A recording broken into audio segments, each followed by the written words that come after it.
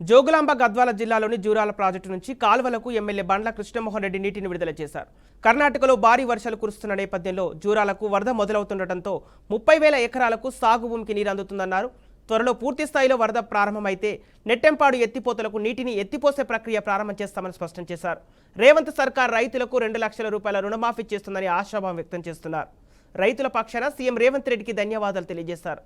అనంతరం జూరాల కింద 15 కోట్ల వ్యయంతో నిర్మాణం చేపడుతున్న బృందావనం గార్డెన్ పనులను ఎమ్మెల్యే బండ్ల కృష్ణమోహన్ రెడ్డి పరిశీలించారు.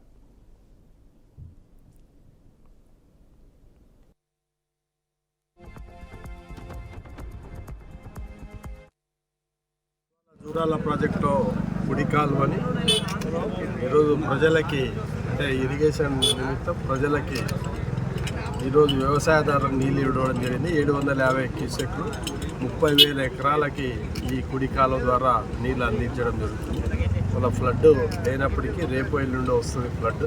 మన ఫ్లడ్ కూడా మనకు 60,000 క్యూసెక్లు నారాయణపూర్ డ్యామ్ కింద రాబోతుంది.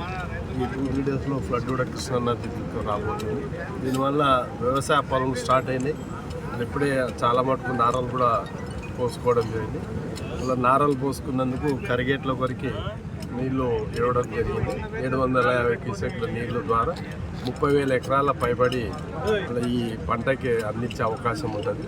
కుడికాలువ ద్వారా ఇప్పుడే గద్వాల అదేవిధంగా అలంపూర్ నియోజకవర్గంలో 2 నియోజకవర్గాల్లో మరి ఈ ఇరిగేషన్ అనేది పాత కెనాల్ ఇది జూరాల ప్రాజెక్ట్ ద్వారా ఇవ్వడం జరిగింది. ఇప్పుడే అదేవిధంగా గౌరవ ముఖ్యమంత్రి కూడా ధన్యవాదాలు.